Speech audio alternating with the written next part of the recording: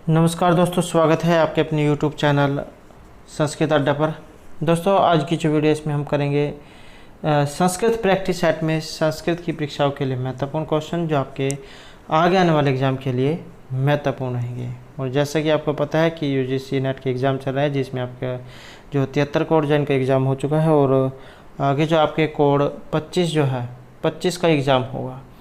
और इसके अलावा जो आपके TGT और PGT जो है इसके भी एग्ज़ाम होने हैं, तो आपके सभी एग्ज़ाम के लिए यहाँ पर ये क्वेश्चन महत्वपूर्ण रहेंगे, क्योंकि एक बार जो क्वेश्चन एग्ज़ाम में आ जाते हैं उस सभी एग्ज़ामों में उनके आने की पूरी संभावना रहती है। तो सभी क्वेश्चन यहाँ पर जो है महत्वपूर्ण है। और अगर आपने हमारी इससे पहले वाली वीडियो नहीं देखी है तो इसे आप आई बटन पर क्लिक करके देख सकते हैं, या फिर हमारे चैनल की जो प्लेलिस्ट है वहाँ पर जाकर आप अभी तक के जितने भी वीडियो इन सभी को आप देख सकते हैं।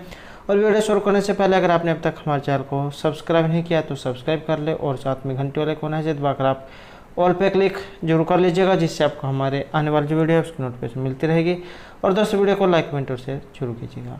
और आप हमारे जो दूसरा चैनल है रीडिंग लाउड्स के नाम से, इसे भी सब्सक्राइब कर सकते हैं, क्योंकि जो भी कोई नई वैकेंसी है इससे संबंधित महत्वपूर्ण जो अपडेट आती है तो इस चैनल पर हम डालते रहते हैं। इसका लिंक और हमारा जो टेलीग्राम ग्रुप है, इन दोनों का लिंक आपको इस वीडियो के डिस्क्रिप्शन में मिल जाएगा। तो वहाँ से जो आप हमारे चैनल पर भी पहुँच सकते हैं और हमारा जो टेलीग्राम ग्रुप है वहाँ पर भी आप पहुँच सकते हैं। तो महत्वपूर्ण अपडेट के लिए आप इस चैनल को सब्सक्राइब जरूर कर लीजिएगा। तो हमारा जो यहाँ पर पहला जो क्वेश्चन आया है ये भेषज मंत्रों से आया है। और ये जो भेषज जो यहाँ पर मंत्र आए हैं ये इनमें से किस वेद से लिए गए हैं? चार जो आपके वेद हैं, ऋग, यजु, साम और अथर्ववेद। तो यहाँ पर दो जो आंसर जो है इसमें ऑप्शन ए रहेगा, अथर्ववेद। तो अथर्ववेद से लिया गया है। अब थोड़ा सा अथर्ववेद के बारे में जान लेते हैं, उसके बाद जो भेषज वेद जो है ये क्या है, क्या इसमें बताया गया है, तो इसके बारे में भी देखेंगे। अथर्ववेद का जो ऋत्विक है ये ब्रह्मा है, और अथर्वन जो ऋषि है इनके नाम पर इस वेद का नाम अथर्ववेद पड़ा था। इसके देवता सोम और आचार्य सुमंतु हैं। और पिपलाद, मोद, स्तोद, सोनक्य, जलद, जाजल, ब्रह्मवेद, देवदास और चाणवेद ये इसकी 9 शाखाएँ हैं, जिसमें से इस समय सोनक और पिपलाद शाखा ही उपलब्ध है। और इसकी सोनक शाखा में 20 कांड, 730 सूक्त और 5987 मंत्र हैं। अथर्ववेद को अन्य नामों से भी जाना जाता है, जैसे अंगिर संवेद, अथर्वांगिरस वेद, ब्रह्मवेद, भृगुअंगिरा वेद, क्षत्रवेद, भेषजवेद, छंदोवेद और महिवेद। और अथर्ववेद के उपवेद भी माने गए हैं, जैसे सर्पवेद, और उसके बाद रहेगा विचासवेद, असुरवेद, इतिहास वेद और पुराण वेद।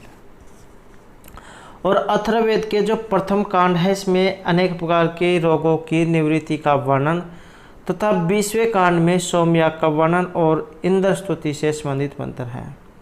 अथर्ववेद में प्रयुक्त प्रमुख सूक्तों का जो वर्णन हुआ है वो यहाँ पर बताया गया। जैसे आप पहला जो यहाँ पर ये जो आया है आपका भेषजवेद। ये जो भेषजवेद है इसमें क्या है, क्या बताया गया है?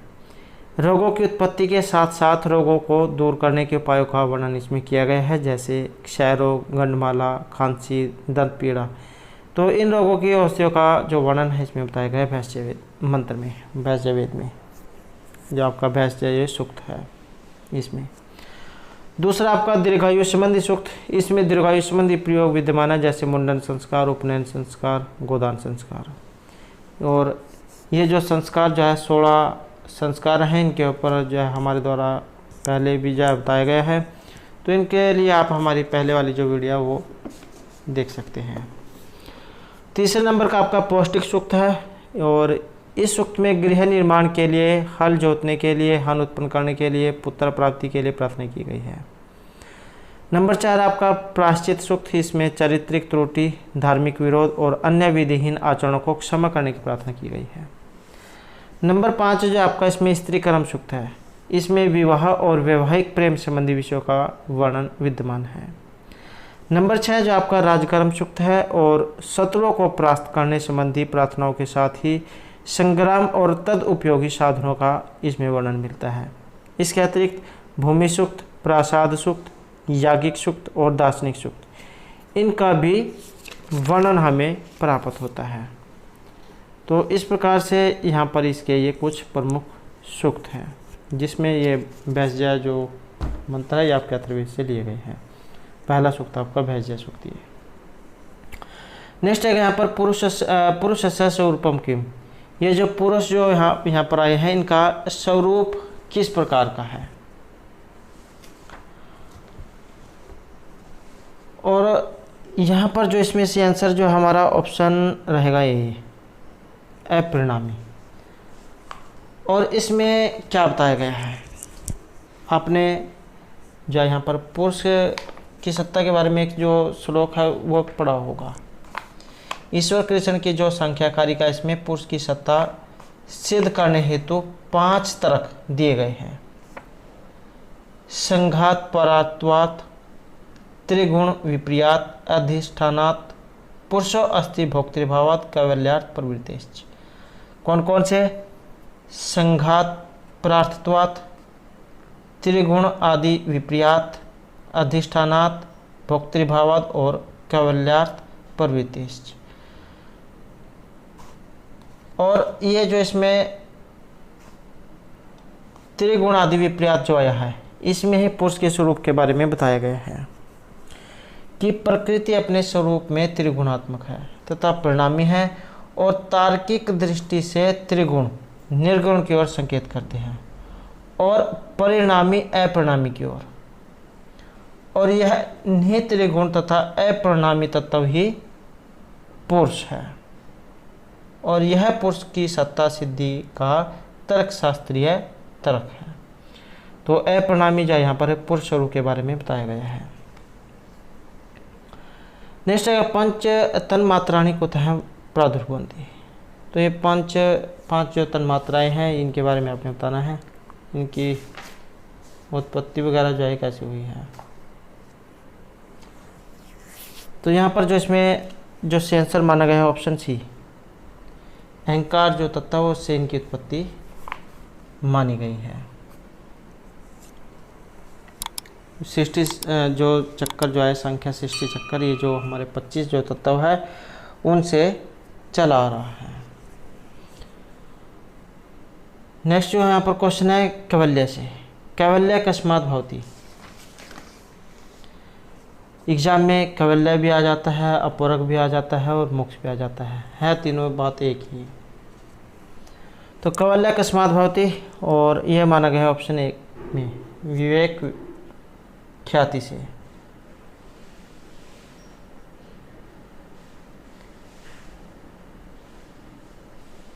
ये जो हमारा सांसारिक जो जीवन है ये आध्यात्मिक, आधिभौतिक और आधिदैविक इन दुखों से भरा हुआ है और त्रिविध दुख की अत्यंतिक निवृत्ति को संख्या ने मोक्ष, मुक्ति, अपवर्ग और कैवल्य की संज्ञा दी है और यही परम पुरुषार्थ है और यही जो है जीवन का चरम लक्ष्य है।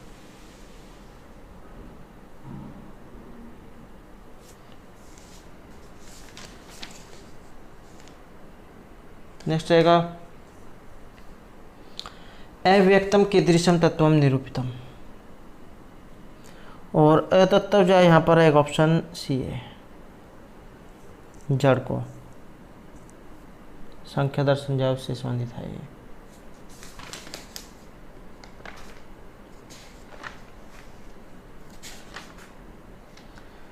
नेक्स्ट रहेगा प्रत्यय सरक। ये जो प्रत्यय सरक जो है ये कितने प्रकार का है। और प्रत्यय सरक जो है यहाँ पर इसमें रहेगा ऑप्शन ए 50 विध है। तो 50 प्रकार का जो यहाँ पर ये बताया गया है। इसमें जो आपके प्रत्यय सरक बोध का क्वेश्चन है उसमें से ये लिया गया है।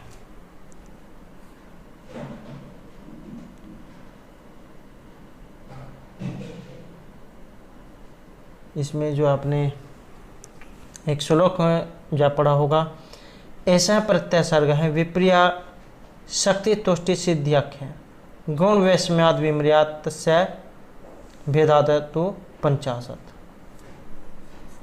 कि प्रकृति के कार्य बुद्धि की सृष्टि का निरूपण करते बताया गया है कि यह बुद्धि किस सृष्टि यद्यपि संक्षेप में 4 प्रकार की है, तथापि सृष्टि के गुणों के न्यून अधिक होने के कारण परस्पर के इनके विमर्दन से 50 भेद हो जाते हैं। और पूर्व उक्त 8 भाव पदार्थ अधर्म, अधर्म, ज्ञान, अज्ञान, वैराग्य, अवैराग्य, ऐश्वर्य, अनैश्वर्य का भी इन्हीं में अर्थात विप्रिय, आसक्ति, तुष्टि, सिद्धि, इन चारों में अंतर्भाव हो जाता है। जैसे अज्ञान का विप्रिय में, ज्ञान का सिद्धि में, धर्म का वैराग्य में, ऐश्वर्य का तुष्टि में और अधर्म, अवैराग्य, अनैश्वर्य का आसक्ति में अंतर्भाव हो जाता है। और विप्रिय के 5 भेद हैं, तम, मोह, महामोह, तामीसर, अंतामीसर, और आसक्ति के 28।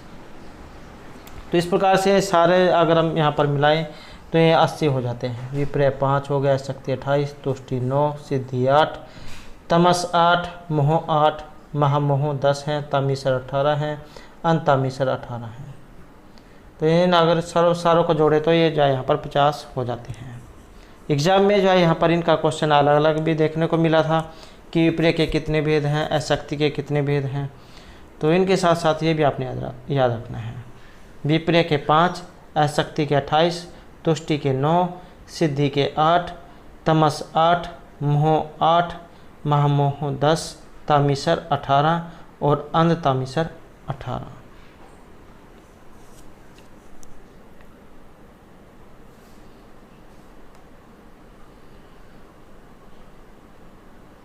नेक्स्ट रहेगा यहाँ पर वृत्ति समवाय अर्थ है वर्ण नाम उपदेश है 73 समवाय सदस्य का अर्थ है। और समवाय जो अर्थ है यहाँ पर इसका अर्थ रहेगा ऑप्शन सी में, वर्ण नाम अनुपूर्वेण सन्निवेश है।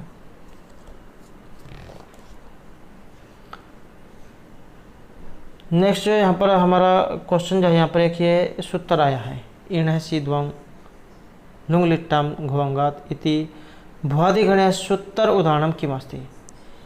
तो यहाँ पर ये जो भ्वादि जो गण है वहाँ से लिया गया है। आपने गणजा पढ़े होंगे,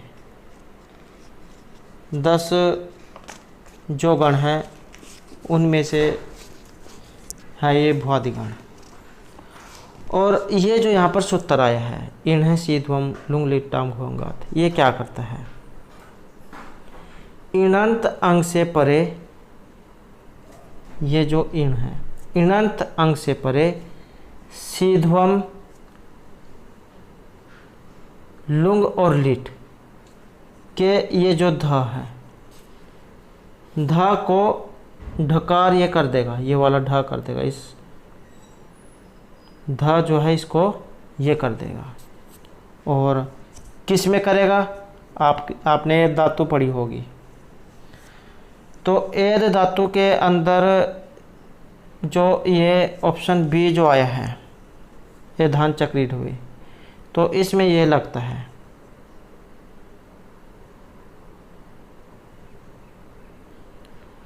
और रूप कैसे बनता है, ये जो ध्वम जो होता है इसका अंतिम भाग अम टी के स्थान में होने के कारण ये सिद्धि हुई है, ये धान चक्रित हुई।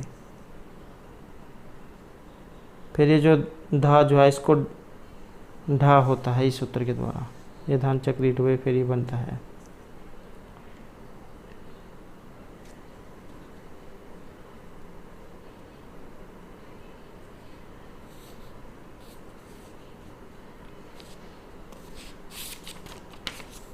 ये जो आपकी ये जो धातु है वेरी वेरी इंपॉर्टेंट जो है धातु है। रूप कैसे चलते हैं, धान चक्रे, ये धान चक्राते, ये धान चक्र कीरे, ये धान चक्री से, ये धान चक्राते, ये धान चक्र ढवे, ये धान चक्रे, ये धान चक्री वहे, ये धान चक्री महे। तो इस प्रकार से इसके रूप ये चलते हैं ये धातु में।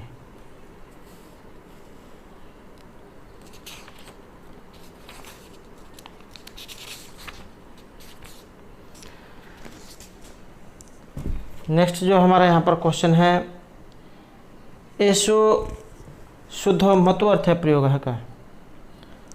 तो मतवर्थ या जो आपने इसमें बताना है, और इसमें जो यहाँ पर माना गया है तो ऑप्शन रहेगा सी, विद्युतवान जो है यहाँ पर इसमें ये रहेगा।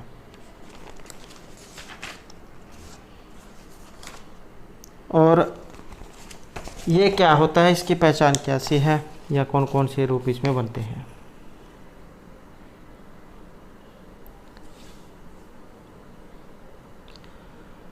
तदित जो प्रत्यय उसमें आते हैं और तदित प्रत्यय लग जाने से ये शब्द संज्ञा विशेषण बन जाते हैं। मतु प्रत्यय, मतु प्रत्यय अस्य अस्ति मतलब इसका है, अस्मिन अस्ति इसमें है, इन दो अर्थ में प्रयोग किया जाता है। और इन अर्थों में कुछ और भी प्रत्यय विशेषण बनाने के लिए प्रयोग किए जाते हैं, जैसे मतु प्रत्यय। मतु जो है इसका वत और मत जो है शेष रहता है।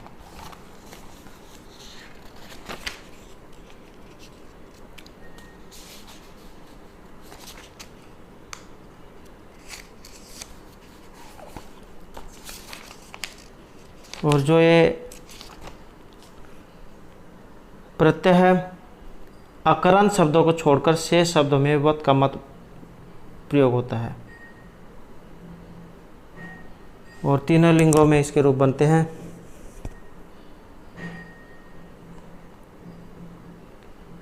पुल्लिंग जो है इसमें चलेंगे बलवत के समान, और नपुंसक लिंग में चलेंगे जगत की तरह हैं, और स्त्रीलिंग में चलेंगे नदी की तरह हैं। जैसे बुद्धि शब्द है और मतु प्रत्यय हो गया, इसका बनेगा बुद्धिमान पुल्लिंग में बनेगा, बुद्धिमती स्त्रीलिंग में बनेगा, और बुद्धिमत ये नपुंसक लिंग में बनेगा।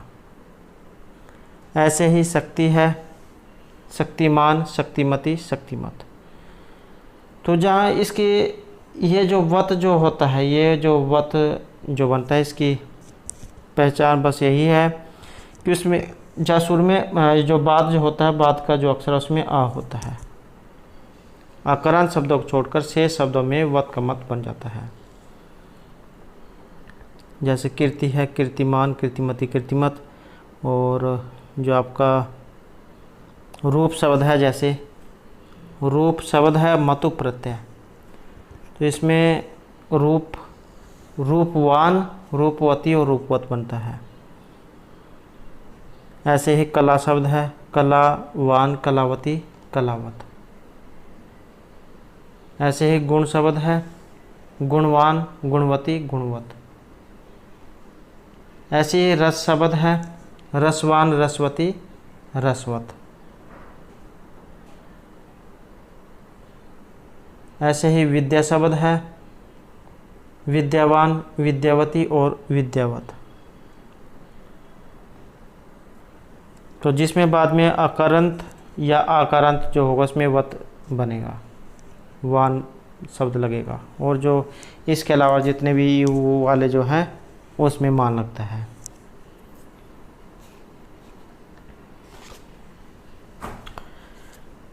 नेक्स्ट जो हमारा यहाँ पर रहेगा वास्तव्य है।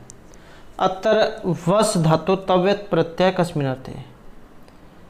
तो यहाँ पर वस धातु और तव्यत प्रत्यय का प्रयोग किया गया है।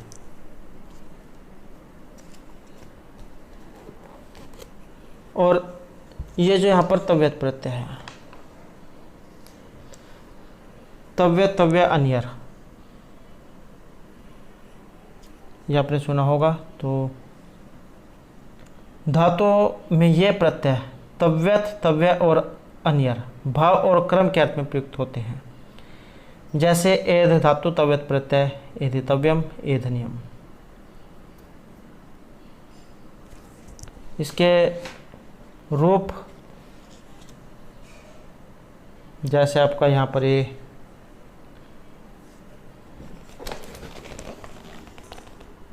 हन धातु है हंतव्य, ये आपका पुल्लिंग में बनेगा। हंतव्या स्त्रीलिंग में और हंतव्यम नपुंसकलिंग में बनेगा। ऐसे ही पच का पक्तव्य, पक्तव्या, पक्तव्यम। और जो यहाँ पर ये इसमें पूछा गया है तो ये किस अर्थ में है?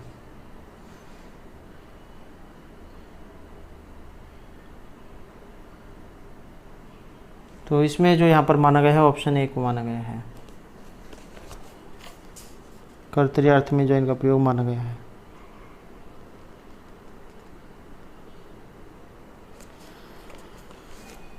नेक्स्ट आएगा निम्नलिखित शब्देषु अर्थ संकोचस्य उदाहरणं किम् अस्ति। तो यहाँ पर अर्थ संकोच का जो उदाहरण है इनमें से कौन सा माना गया है?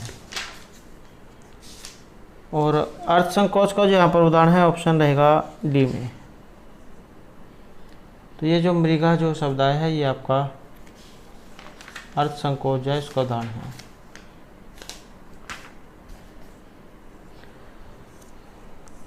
नेक्स्ट क्वेश्चन रहेगा निम्नलिखितेषु का ध्वनि महाप्राण नास्ति। तो यहाँ पर एक ध्वनि में महाप्राण नहीं है, एक होता है अलप प्राण और एक होता है महाप्राण। इसकी पहचान कैसे करोगे? अलप मतलब जिसके बोलने में कम समय लगे, महा जिसके बोलने में ज़्यादा समय लगे। तो इस तरीके से आप इनकी पहचान कर सकते हैं। और ये जो अलप जो होता है अलप प्राण जिसके बोलने में कम समय लगे, जैसे क ग अंग, च ज य, ट ढ ण, तो इनके बोलने में कम समय लगेगा। इसमें जो है ये जो आपका अलप प्राण जो है इसमें आता है आपका पहला, तीसरा और पांचवा अक्षर। और महा मतलब इसमें ज़्यादा समय लगेगा, ख घ छ झ, तो इनके बोलने में ज़्यादा समय लग रहा है तो ये हो गया आपके महाप्राण। इसमें आएगा आपका दूसरा और चौथा अक्षर। तो इस प्रकार से यहाँ पर इनमें से एक नहीं है, तो ये कौन सा है? तो इसमें आप देख सकते हैं, तो ये ऑप्शन डी जो यहाँ पर रहेगा, क्योंकि ये जो आपका पांचवा जो अक्षर है ये है। नेक्स्ट है ऐश्वर्यम कस्य लक्षण भवति। ऐश्वर्य यहाँ पर इनमें से किसका लक्षण है? और ऐश्वर्य जो लक्षण माना गया है ये सत्व जो गुण है उसका माना गया है। 3 प्रकार के जो गुण होते हैं जो हमने पहले भी पढ़े हैं, सत्व, रज और तम। तो ये जो यहाँ पर सत्व जो गुण है इसके बारे में बताया गया है। और सत्व जो गुण आपका ये हल्का भी होता है, ऊपर की ओर गमन करता है, और इसका जो रंग है ये श्वेत माना गया है। आनंद और जो ज्ञान है इसकी उत्पत्ति इससे होती है। नेक्स्ट यहाँ पर क्वेश्चन है वेदांत सार अनुसारम तितिक्षायाः किम लक्षणम अस्ति। ये जो वेदांत सार जो है इसके अनुसार तितिक्षा का जो लक्षण है क्या माना गया है? आचार्य जो सदानंद है इनके द्वारा रचित है ये वेदांत सार। और तितिक्षा का जो यहाँ पर इसमें लक्षण क्या बताया गया है? तो इसमें जो यहाँ पर लक्षण है तो ये ऑप्शन सी जो है यहाँ पर रहेगा, जन्म मरण बंधात मुक्ति है। जन्म मरण जो है इनके बंधनों से मुक्ति ही तितिक्षा है।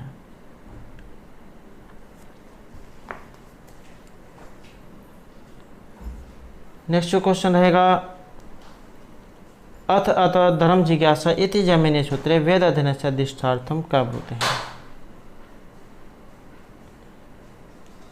और यहाँ पर जो इसके बारे में कहा गया है तो यह रहेगा हमारा ऑप्शन बी में, अतः शब्द से। जैमिनीय जो सूत्र हैं वो उनमें से ये लिया गया है। और ये जो यहाँ पर सूत्र वगैरह जो ये बताए गए हैं इनके बारे में भी जो एग्ज़ाम में पूछा जाता है।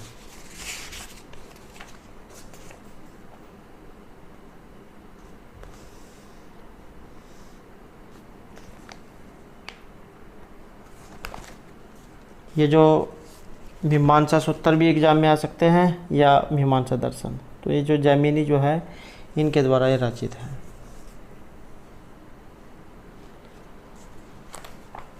नेक्स्ट रहेगा मल्लिनाथेन काव्यस्य अष्टसर्गपर्यन्तमे व्याख्यानम रचितम।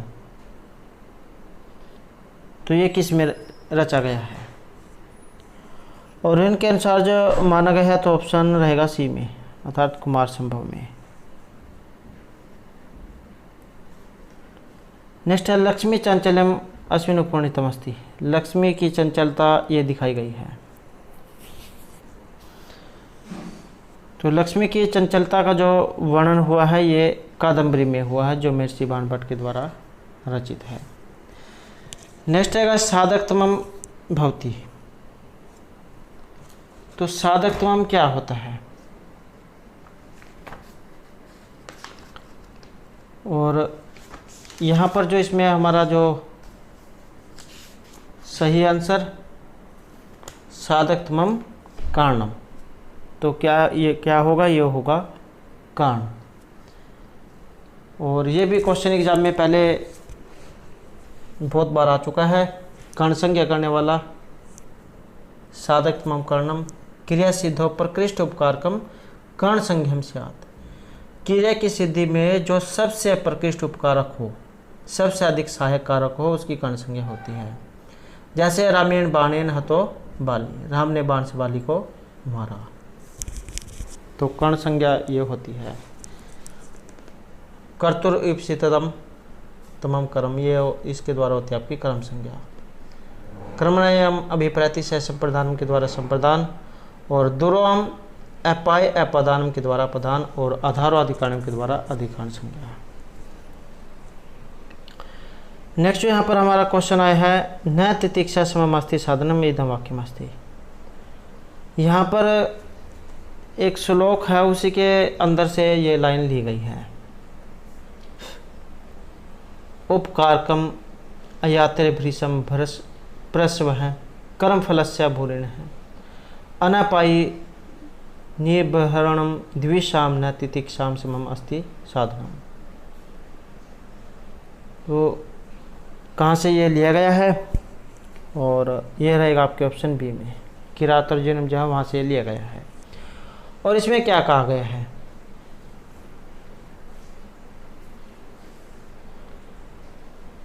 कि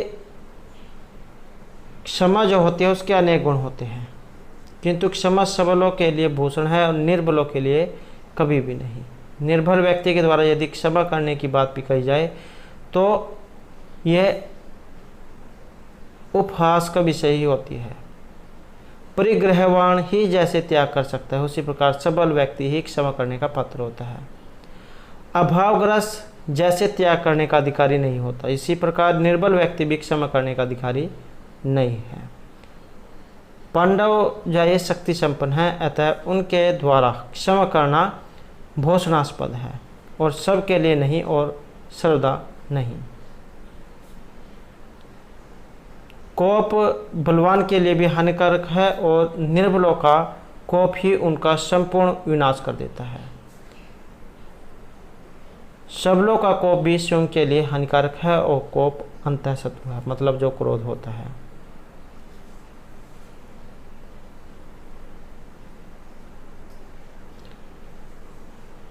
तो किरातुर्जन्म जा उसमें से ये लिया गया है। क्षमा जो करना है उसके बारे में यहाँ पर बताया गया है।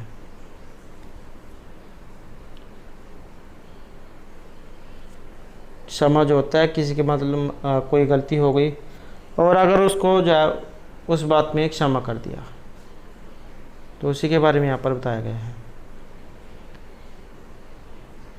कि क्षमा के कारण कर्म फलों की पर्याप्त मात्रा में प्राप्ति होती है। क्षमावान का यश बढ़ता है और जिसे क्षमा की जाती है उसकी हानि अवश्य होती है। अगर किसी दूसरे व्यक्ति ने कोई गलत काम भी कर दिया है और उसकी आपकी हानि भी हुई है, लेकिन आप उसे क्षमा कर देते हैं, तो वही जो आपकी नज़रों में वो क्या नीचा हो जाता है। तो क्षमा जो है उसके बारे में बताया गया है, किरातुर्जन्म से जो है लिया गया है। नेक्स्ट है युगम काव्यम होती, और इसका अर्थ जो है यहाँ पर लिया गया है चंपू काव्य से। गद्य पद्य जो होता है उनका मिश्रण होता है चंपू काव्य है। त्रिविक्रम भट्ट जो उनके द्वारा जो रचित है चंपू काव्य है। नेक्स्ट यहाँ पर क्वेश्चन आया हमारा ये मिलान करने का है, और यहाँ पर मिलान करने में जो हमारा रहेगा ये रहेगा ऑप्शन सी। तो ऑप्शन सी जो है यहाँ पर इसमें रहेगा 2 3 4 1। तो प्रश्नोपनिषद का संबंध ये रहेगा आपके अथर्ववेद से।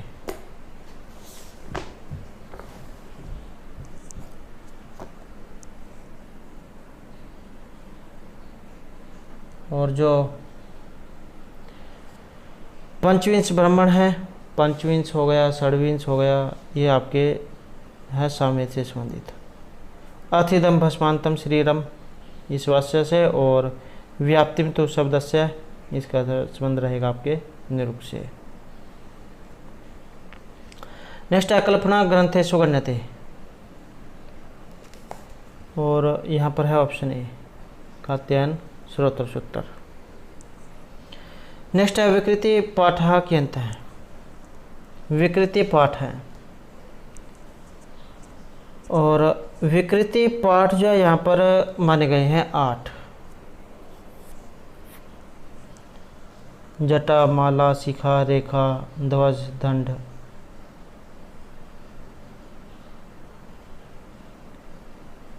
रथ, घन। तो इस प्रकार से जो ये 8 माने गए हैं। नेक्स्ट है अनिर्वचनीयवादिन का है, और अनिर्वचनीय जो यहाँ पर है इसमें माने गए हैं ऑप्शन डी में, अद्वैत वेदांति में। नेक्स्ट है केवल विकृति रूपात्मकानि तत्वानि कति, और यह तत्व जो यहाँ पर माने गए हैं 16।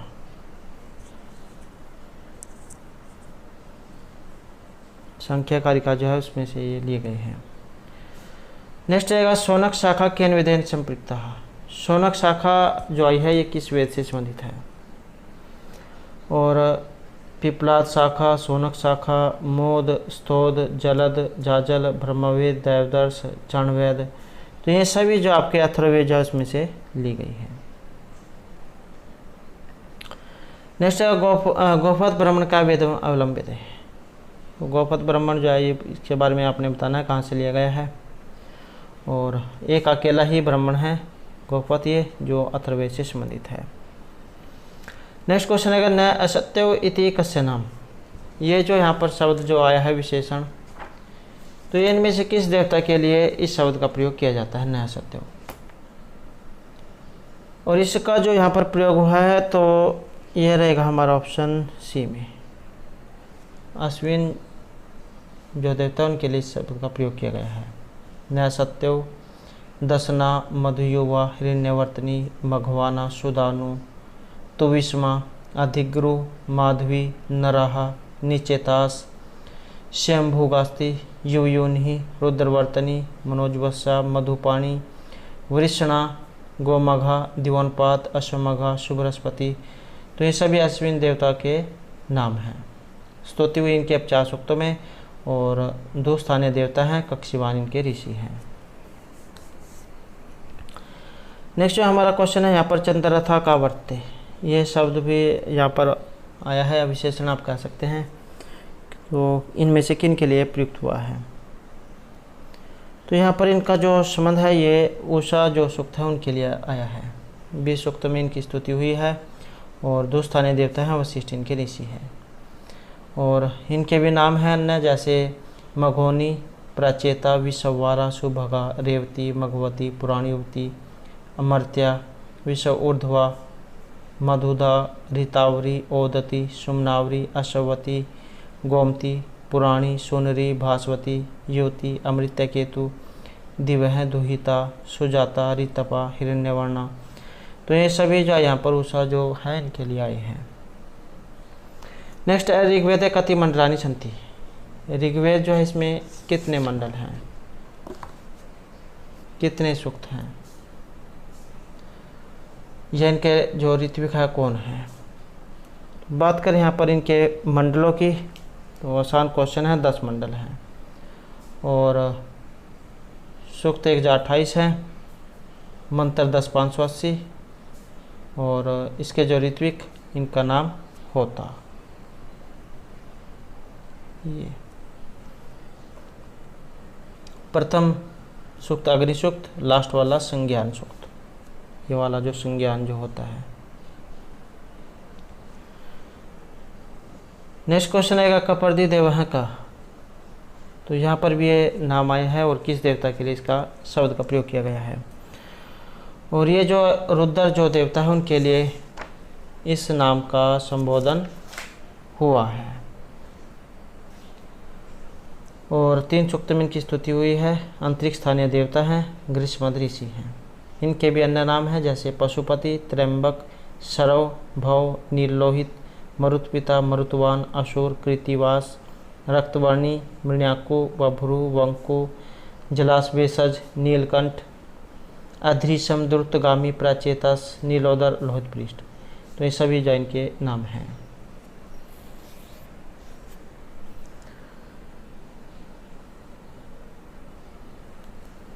नेक्स्ट क्वेश्चन जो है हमारा ये रहेगा जैमिनीय शाखा से। तो ये जो जैमिनीय जो शाखा है ये किस वेद की है? जैमिनीय शाखा जो है इसका संबंध माना गया है ऑप्शन सी में, सामवेद जो इससे संबंधित है। 3 इसमें शाखाएं हैं, कौथमीय, राणारण्य और जैमिनीय शाखा। नेक्स्ट है नक्षत्र संपादगणना क्या वेद काल है निर्धारित है। और वेद काल का जो निर्धारण है ये किया है बाल गंगाधर तिलक महोदय के द्वारा। नेक्स्ट हमारे यहाँ पर क्वेश्चन रहेगा निरुक्त ग्रंथे कांड संख्या वर्तते। ये जो निरुक्त जो है इसमें कांडों की जो संख्या कितनी है? और निरुक्त जो है इसमें कांडों की संख्या जो है ये 3 जो मानी गई है।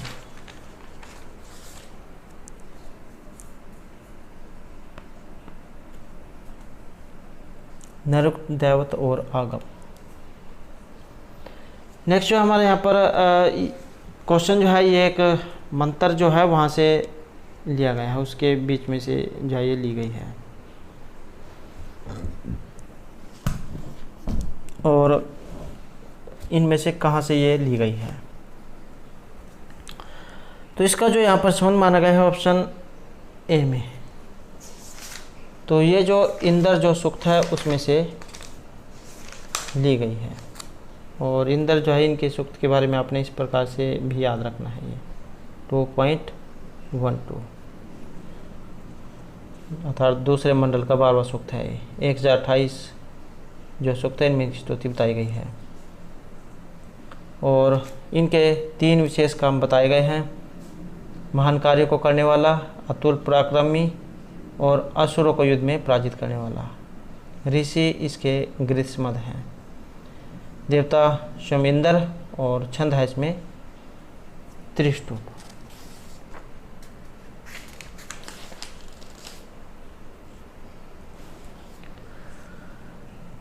नेक्स्ट क्वेश्चन रहेगा हमारा यास्क मते पद नाम प्रकार कति भवन्ति। पदों के प्रकार, और यहाँ पदों के जो प्रकार है यहाँ पर रहेगा ऑप्शन ए। 4 जो प्रकार बताए गए हैं। नेक्स्ट है षड भाव विकारों से कथम नास्ति। 6 जो भाव विकार हैं इनमें से एक नहीं है। तो ये कौन से हैं? और इसमें रहेगा ऑप्शन बी। तो नश्यति जो आया है ये इनमें से नहीं है। नेक्स्ट क्वेश्चन रहेगा याज्ञवल्क्य शिक्षा केन विधेयन संबद्ध अस्ति। याज्ञवल्क्य जो शिक्षा है इसका संबंध, और इनकी शिक्षा का जो संबंध है ये ऑप्शन रहेगा बी में। यजुर्वेद जो है इससे संबंधित है।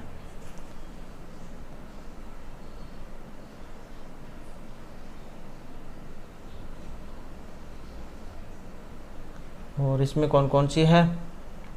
जैसे यहाँ पर ये शिक्षा के बारे में पूछा गया है, याज्ञवल्क्य शिक्षा।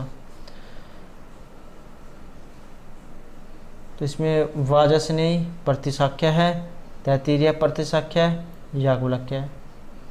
और वशिष्ठ शिक्षा, मांडव्य शिक्षा, भारद्वाज शिक्षा, मानदेनी शिक्षा, अवसान शिक्षा, ये यजुर्वेद से संबंधित है।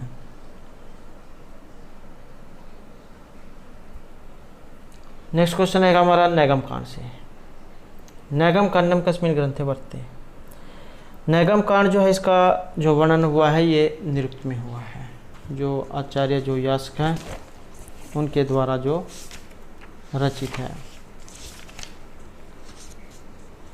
6 जो वेद के अंग थे, शिक्षा, कल्प, व्याकरण, निरुक्त, ज्योतिष और छंद, तो उसी में से जो आपका ये निरुक्त है।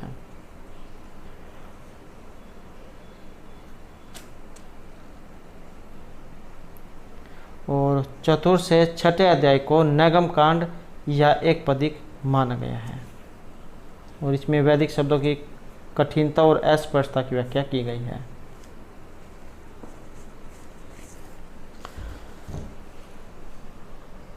नेक्स्ट जो क्वेश्चन रहेगा हमारा सिद्धम शब्दार्थ संबंधे इति भाषा वार्तिके नित्य पर्यायवाची सिद्ध है।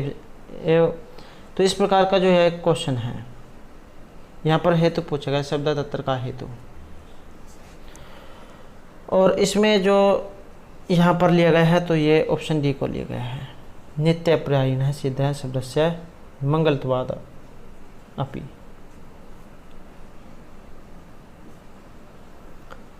नेक्स्ट क्वेश्चन है हमारा सीता संविधे अपि अनीश्वरः। तो ये जो पंडित राज जगन्नाथ जो है कस्य काव्य से उदाहरण स्वरूप उद्धृतोयम, तो इनमें से किससे संबंधित है? और इनका जो संबंध है ये उत्तमोत्तम काव्य से लिया गया है। और ये जो पंडित राज जगन्नाथ जो है इनका जीवन परिचय और इनके द्वारा जो काव्य लिखा गया है।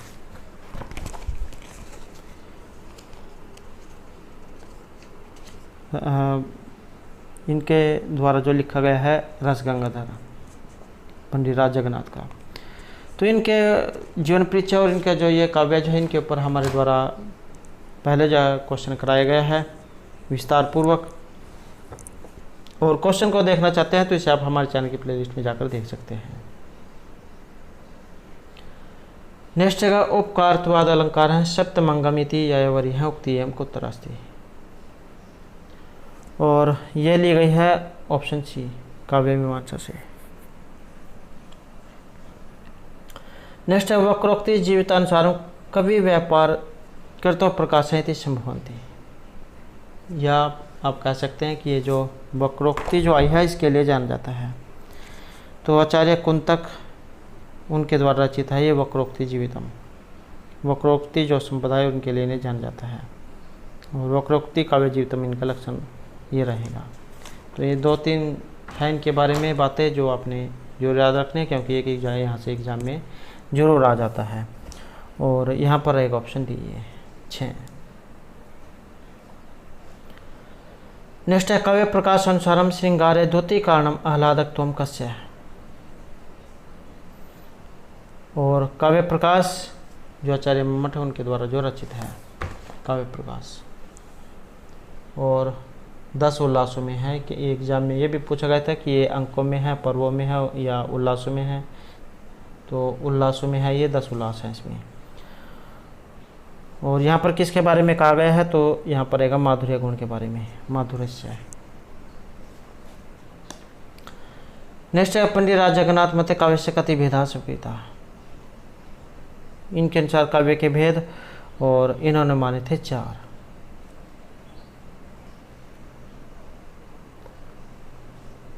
नेक्स्ट रहेगा अश्वस्य मेघस्य पर्वाणी कानि उच्यन्ते। और यहाँ पर एक ऑप्शन डी मास अर्धमास च। नेक्स्ट रहेगा असद व इदम एकाग्रासित अहम विचार है कुत्तर निर्दिष्ट है। यहाँ पर भी जो एक मंत्र है उसके बीच में से ली गई है कि अग्रे असत व इदम आसीत ततः वै सत अजायत तत् आत्मानं स्वयं अकुरत तस्मा तत् सुकृतम उच्यते इति यत् वै तत् सुकृतम सह वै रसः अयं रसः ही लब्ध्वा आनंदी भवति कह ही एव अन्यात् कह प्राण्यात् यत ऐसा आनंद है आकाशे न स्यात्। ऐसा ही एव आनंद याति ऐसा है यदा ही एव अदृश्य अनात्मे अनिरुक्ते अनिलय अभयम प्रतिष्ठा विन्दते अथ स अभयम गतः भवति। यदा ही एव ऐसा है एतस्मिन् उदरम अनंतरम कुरुते अथ तस्य भयम भवति तत् तु एव अमानवस्य विदुषः भयम तत् अपि ऐसा श्लोक होती। और इसमें क्या कहा गया है कि ये जो शुरू जो था आरंभ, इसमें जो संपूर्ण जो विषय है ये असत अस्तित्वहीन एवं अव्यक्त था और इसी में से इस व्यक्त सत्ता का प्रादुर्भाव हुआ। उसने अपना सृजन स्वयं ही किया, अन्य किसी ने उसको नहीं सृजा। इसी कारण उसके संबंध में कहा जाता है कि यह सुकृत अर्थात बहुत सुचारू एवं सुंदर रूप से रचा गया है और यह जो बहुत अच्छी तरह तथा सुंदरता से रचा गया है यह वस्तुतः अन्य कुछ नहीं है। इस अस्तित्व के पीछे छिपा हुआ आनंद रस ही है। जब प्राणी इस आनंद को इस रस को प्राप्त कर लेता है तो वह स्वयं आनंदमय बन जाता है। कारण यदि उसकी सत्ता के हृदय आकाश में यह आनंद न हो तो कौन है जो प्राणों के अंदर ले पाने का श्रम कर पाएगा अथवा किसके पास प्राणों को बाहर छोड़ने की शक्ति होगी। यही है जो आनंद का स्रोत है, क्योंकि जब हमारी अंतरात्मा उस अदृश्य अशरीरी अनिदर्श एवं अनिलियन ब्रह्मा में आश्रय ग्रहण करके दृढ़ रूप से उसे प्रतिष्ठित हो जाता है तब वह भय की पकड़ से बाहर हो जाता है। किंतु जब हमारी अंतरात्मा स्वयं के लिए ब्रह्मा में स्वल्प मात्र भी भेद करती है तो वह भयभीत होता है। जो विद्वान मननशील नहीं है उसके लिए स्वयं ब्रह्मा ही एक भय बन जाता है, जिसके विषय में श्रुति का यह वचन है। तो इस प्रकार का एक ये मंत्र है जिसके बीच में से ये लाइन ली गई थी और ये ली गई थी आपकी तैत्तिरीय उपनिषद से। और ये जो आपका तैत्तिरीय जो उपनिषद है ये यजुर्वेद में से लिया गया है। यजुर्वेद के अंदर भी जो आपकी कृष्ण यजुर्वेद है उसमें से ये लिया गया है। इसमें कठोपनिषद, तैत्तिरीय उपनिषद, श्वेतर और मैत्रायणी उपनिषद ये आते हैं। नेक्स्ट जो यहाँ पर हमारा क्वेश्चन है इंद्रियभ्य परा अर्थेभ्य परा मन है। ये जो उक्ति जो आई है यहाँ पर ये कहाँ से ली गई? ये भी मंत्र है उसके बीच में से ली गई है और ये ली गई आपकी कठ उपनिषद से जो आपके कृष्ण यजुर्वेद में है। नेक्स्ट है उमा हेमवती कस्य उपनिषदम निर्दिष्टा। तो ये किस उपनिषद से ली गई है? और ये ली गई है आपकी केन उपनिषद से।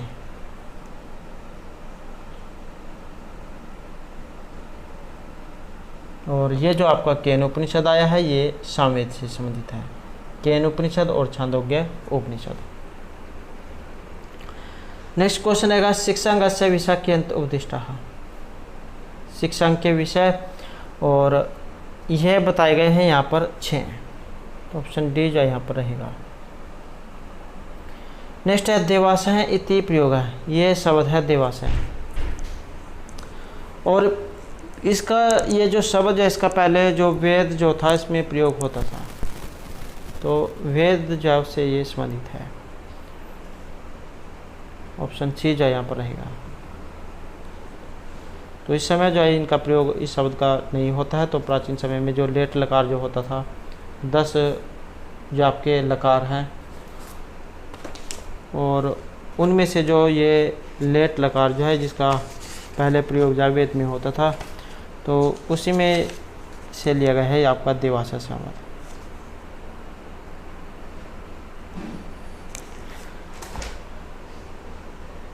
तो दोस्तों थे हमारे आज के यहाँ पर संस्कृत की परीक्षाओं के लिए कुछ महत्वपूर्ण क्वेश्चन जो आपके आगे आने वाले एग्जाम के लिए महत्वपूर्ण रहेंगे। और दोस्तों अगर आपने अभी तक हमारे चैनल को सब्सक्राइब नहीं किया तो सब्सक्राइब कर ले और हमारे साथ अंत बनाने के लिए धन्यवाद।